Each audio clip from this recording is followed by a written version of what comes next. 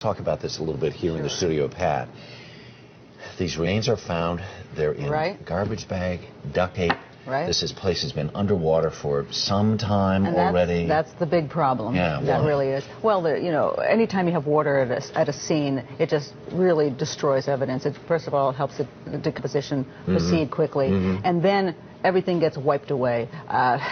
Literally washed away. Really washed away, and it's underwater, so it's a disaster. And so what people are thinking, wow, but there's trash bags and there's duct tape, so this is going to be great. But we're saying, okay, you got a piece of duct tape. It's been underneath that water for months and months. And yes, duct tape is great because, you know, because hasn't it been used in a prosecution or at least in a defense that whatever the what do they call it, styrations or the method of making the bag was traceable to some other lot that was found in a house? It depends. Now, if you take some of the trash bags, when you have to rip them off, and the cheaper ones essentially, then they will have a striation pattern that goes all the way through the whole roll. But here's the problem: it's been months. People use trash bags pretty regularly, so if you ripped it off and used it in the crime, chances are 6 months later you're not going to have that exact box. And the next box, all you can say is, oh, they bought the same brand. But I mean, everybody buys the same brand, everybody in the neighborhood. The other problem is some of these actually don't have, they're not actually connected. They're separate bags, the fancier ones, so that's going to be a problem. Now, here's one of the reasons I brought this one along. This is the lawn and leaf bag. The hope is that this bag, it would be one of these, one of the bigger ones, because you might keep this in your garage, not use it on a daily basis. So you can hope that this might be still there. And the duct tape, you know, this is great stuff. It gets fingerprints. You get your hair stuck on it, fibers, and you're in a rush, so you might leave things. You sometimes tear it with your teeth because you simply can't get it torn. And then you can have even saliva. But how about that water? It's probably going to destroy everything on there. All right. Pat Brown, thank you so much. Kathy Wright, thank you very much as well. Too many questions. Please welcome criminal profiler Pat Brown to the show. Too many questions. What do you think about this case? Tell me about this. This is a absolutely bizarre case. Right up front, we thought that indeed, you know, these were doctors vacationing. Child goes missing. Yes, it seems like a stranger came in and took the child. Wait a minute. Let's start right there for a second, because I got to talk about this. There's supposedly a cultural difference on this. I spent a lot of time in London. It's a lot of time in Europe. I'm sorry, I don't understand what this claim of cultural difference is. I don't know one European person who leaves their baby anywhere by themselves. So when I saw the story and looked at the news, and I'm looking from the restaurant, I can't even see the front door. Yeah, right. There was like all kinds of, you had to weave around the pool and go past some bushes, and then there's like a fence, and and you're thinking, wow, if I were looking at my kid somewhere way over there and I knew I had to go all the way around there, that would scare me. I can't imagine. Now, this story has made national headlines. It's been featured on a lot of different television programs. Please welcome Mr. Tom Morse, who's a senior correspondent from America's Most Wanted, to the show.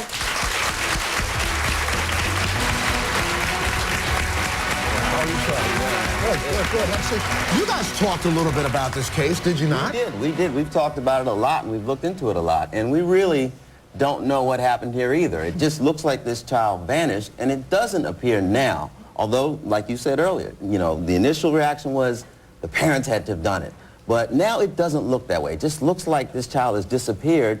And there's no explanation. In the last 2 days, though, now they're saying that there's evidence. See, that's why I got you guys here. I want you to sort this stuff out. Is it a fact? Is there truth to the claim that they found fluids? They didn't say blood.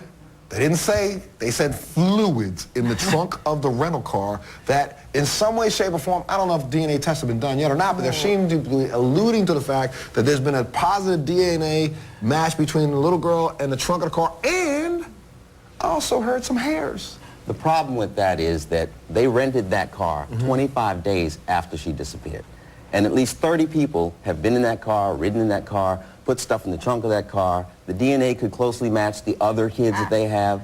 I'm going to disagree with that. My problem with that is I don't care how many people you put in the car. If Madeline's DNA is in the car, it's in the car. Now, the other children, yes, they might have some close DNA. The question is, have they DNA'd the kids and matched it and see how much of the, how many in the trunk of the car? I like the word fluid. Right. It could have been transferred from some item that they put in the trunk. Except they claim, this is kind of weird, that they put dirty diapers in the back of the car. They did. And that's kind of a... Who does that? I'm having trouble with that now. So the question is, how good is the DNA evidence? Now, we have the Brits doing the work right now. They're claiming it's going very well. And do not just say, point fingers at the Portuguese and say they're not doing the job. That's going very well. But we don't know exactly how good the evidence is yet. All right, I got to add some other things to it. What about the fact that they found Mommy Dearest's diary? It's been reported that they have some information from the diary, but the thing is the Portuguese police aren't saying much. That's the interesting thing. They're not saying hardly anything. And so everything that we hear in the press about this is pretty much leaked out or speculated, and we really just don't know what cards the police are holding, if any. All right, well, you know what? The McCanns remind me of a couple of shows that we did years ago. Fresh air, I think that's appalling. What about it, Pat Brown? You've seen it all. You're a criminal profiler and author. Well, let's face it, that is a spoiled boy and is a spoiled family with lots of money. That's true. I do think, though, that what they're leaning on is the question of equal responsibility. Now, I know you're going to get mad at me for saying this, but you had 2 men who were drinking, 2 men who got into the car, 2 men who realized that there was going to be speeding, and 1 man who didn't put the seatbelt on. Now, that doesn't mean that Mr. Hogan isn't at fault for what he did, but the fact is, I think the family says, look, it was an accident. Both the guys, this is the way they party. They drive fast, they party, they have fun. It was a horrible accident. And while they talked about, you know, why maybe that happened to him, I think they were talking about karma in their own private conversation. So Pat is Brown, he spoiled? Yes, Pat but Brown, I don't think that Pat we're Brown, looking at it quite right. Pat, yes. Number 1, yes. in a correctional facility, there is no private phone conversation. Well, they didn't think I'd it was like going to to finish. be out I would on like the to television, finish. Nancy. I would like to finish, Pat. I would think mine would be private. If I called my son in a correctional institution, was chatting with him, I would think maybe, yes, for law enforcement, but not for the general public. I wouldn't think go on television. That's ridiculous. You done? Yeah, I'm finished. Okay. There are placards by every telephone stating your phone calls, you said you were finished. Your phone calls are not private. Period. End of story. There is Freedom of Information Act where these phone calls can be made public. End of your first point. And number 2, whenever anybody drinks and drives and crash, that's not an accident. That is a decision to drink and drive. That is correct. That why he is gets the end. punished. And again, Why he gets you punished said for it. you were Why done. He gets punished so thank for it. you a lot. Out to the lines, Vanessa in Georgia. Hi, Vanessa.